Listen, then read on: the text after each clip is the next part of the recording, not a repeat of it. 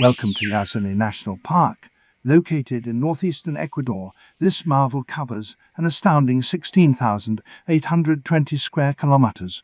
For reptiles, Yasuní is the second richest biodiverse area on the planet. These reptiles feast daily, as more insect species are found in this national park than any other forest globally. More than reptiles roam this forest, however.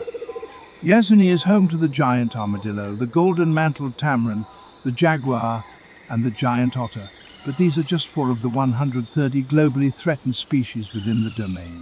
Here, we can see the giant otter enjoying a snack in the Rio Napo with other members of his raft. These river wolves can reach 6 feet long, and therefore allows them to hunt undetected in the water. This otter isn't the only sly hunter within Yasuní. The park's lush tree canopy hides to uncontacted native tribes, the Tamarin and Tamarin. Under threats of poaching, this otter must fear other users for his pelt. When Shell and Texaco oil companies began setting up drilling sites within Yasuní in the 1940s, there was mass retaliation from the native populations known as the Guarani, who have lived in voluntary isolation there for thousands of years. Ecuador's government forcibly removed over 90% of the Guarani in the early 1970s to allow further drilling, but when looming threats crippled the forest's health, the government singled out the region's northeastern sector in 1979 to protect remaining biodiversity. President Jaime Roldos Aguilera declared Yasuní a protected area through official process of law, and Yasuní National Park was officially born. The IUCN deemed Yasuní a category to protected area, defined as being managed for ecosystem protection and recreation. UNESCO later titled Yasuní a biosphere reserve in 1989, 10 years after the park's creation. Furthermore, Ecuador's government protected native peoples by granting land rights to the Guarani in 1990. Later, Ecuador's government created the Tamarin Intangible Zone, an untouchable 7,000 square kilometers. While the park's creation was ultimately not contested, Petrobras, Shell, and Chevron already had active oil sites within Yasuní, confident their economic revenue was too great for the government to remove their activity. Illegal oil sites continued to fly under the radar, while Ecuador's heavy reliance on petroleum exploitation acted as a detriment to conservation efforts. Recent legal acts demonstrate a brighter future for Yasuní. In 2023, Ecuadorians voted on a popular referendum to cut oil drilling from the park. The bill won with a 59% majority, representing a prioritization of the park over petroleum. Yasuní National Park is known for its astounding creatures and rich forests, but these features of the park are being threatened. The discovery of petroleum drew oil companies to the area, and extraction of this coveted resource, along with illegal logging and hunting, have led to habitat loss and the disruption of natural systems. We must be aware of human impact on the environment and take action if we are to protect the majesty of the natural world. Poaching has become one of the largest ecosystem threats in Yasuní National Park, shown to provoke severe consequences to animals such as this striking blue and yellow macaw. This species, along with the lowland poker, Salvin's curassow, and the white-lipped peccary, are common targets of indigenous peoples in the park. Tribes have become reliant on trading bushmeat at the nearby Pompeia market, a hotspot of pelt and bushmeat trafficking access through the Maxis Road, which was originally built by oil companies. Within only 3 months, more than 400 animals were sold illegally through this market, as sightings of those commonly poached decreased by 20%.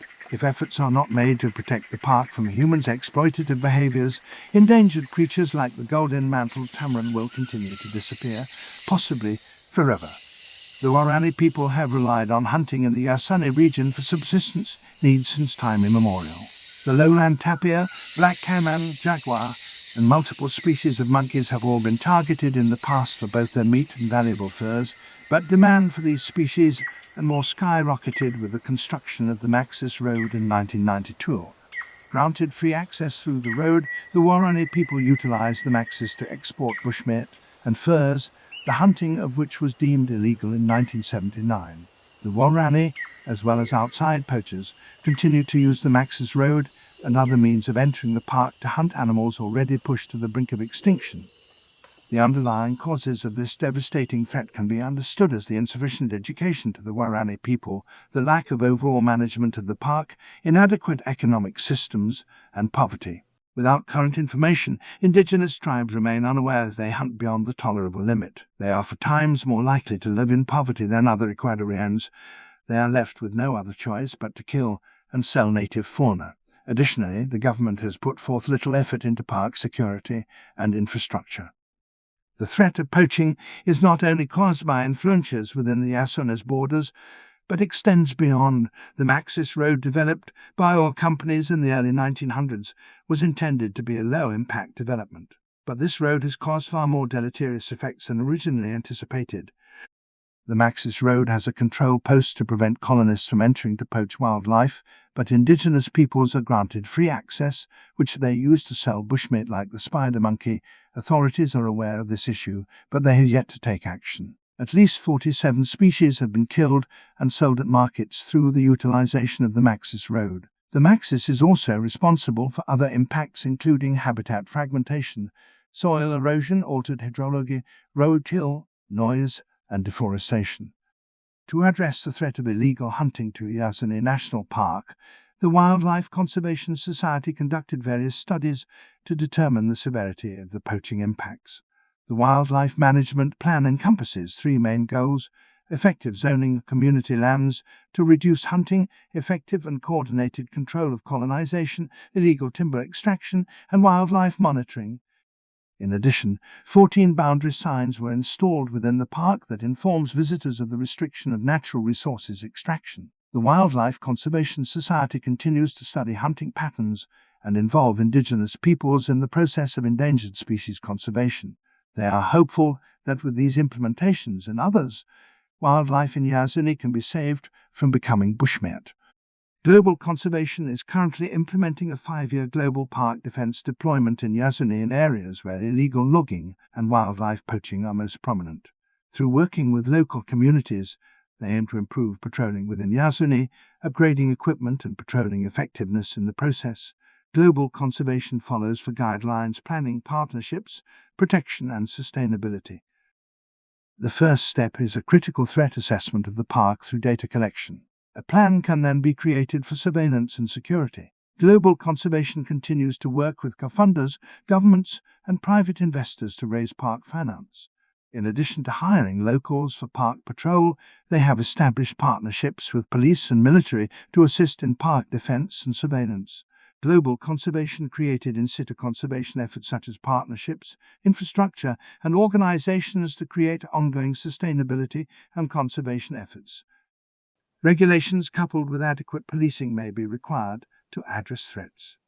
Of the numerous threats present in Yasuní National Park, several are caused by humans. Because of the road developments, hunters had lower costs and easy access to vast hunting areas. With excellent efforts to manage wildlife, more regulations and policing would likely assist in the process. While drone surveillance is used over Yasuní National Park, collected data can be inaccurate and led to the illusion of a healthy, biodiverse forest when in reality, Yasuní holds characteristics of an empty forest. The trees that have survived logging may look lush, but lack animals climbing among their branches. This issue is addressed by making sure there is on-site surveillance by local people, police and military to guard precious biodiversity. The Wildlife Conservation Society collaborated with the staff of Yasuní to design environmental planning processes that have been essential in protecting the health of the park.